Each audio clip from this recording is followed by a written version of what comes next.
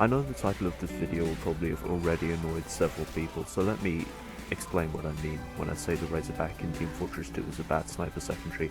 I mean it's bad in casual, and because that is what I play the majority of the time like most players. Well, never mind, let me just illustrate to you in one clip the essence of why I think the Razorback is not very useful. Right, so in this situation, I see there's a Razorback sniper ahead of me.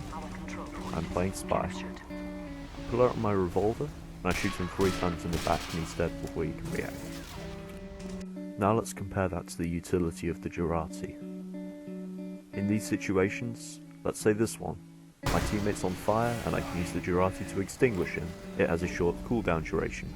In this case I see a Spy and I can coat him with Jurati and he takes mini crits, so he's dead almost instantly. This situation is very much the same, but I use the Bushwhacker to gain a full crit.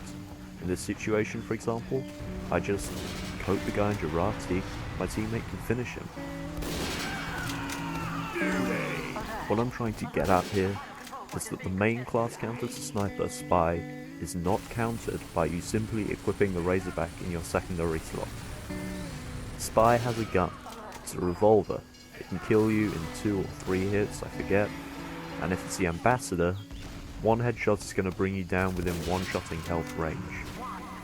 If you have the ability to react in casual to an Ambassador headshot from behind, and you have time to turn around and do a no-scope headshot on that Spy, then I don't know what you're doing playing casual, but this is not simply the reality for most snipers.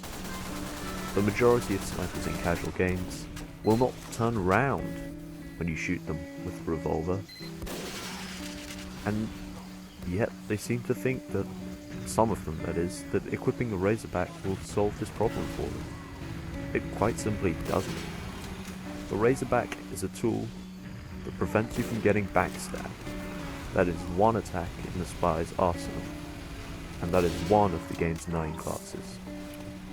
I hate to make another comparison to Jurati or the submachine gun, but both of these secondaries I feel are just more useful in more situations than the Razorback.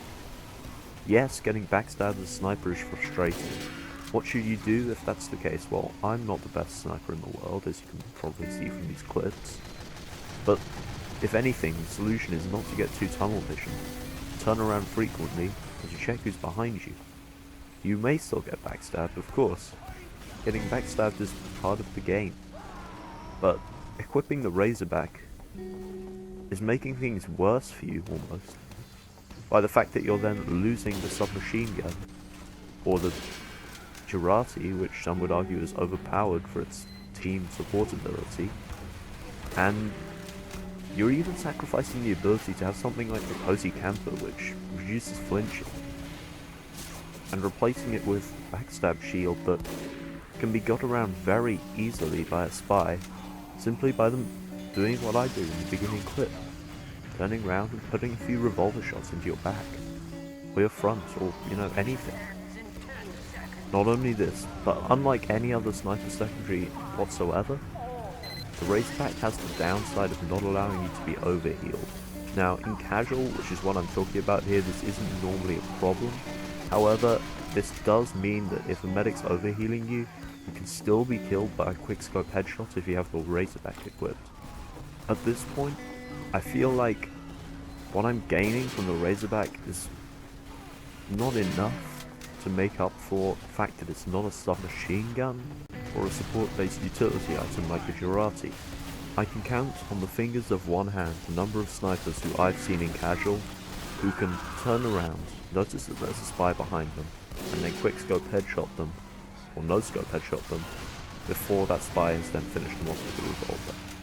This may be the reality in competitive, but the number of Razorback snipers I see in casual far outweighs the number of snipers who would be able to do that. Most of them would benefit far more from using a submachine gun, or, any other sniper secondary whatsoever apart from, arguably the cleanest carbine or whatever. I think that pretty much sums up my thoughts on the Razorback overall. So, thank you for watching, and I think I'll be making another one of this style of video, maybe something different after this, just gameplay or something. Maybe competitive, I don't know. But yeah, if you liked it, then I've made another one similar on the Big Earner if you're interested in spy gameplay. And you can go watch that. Thank you for watching.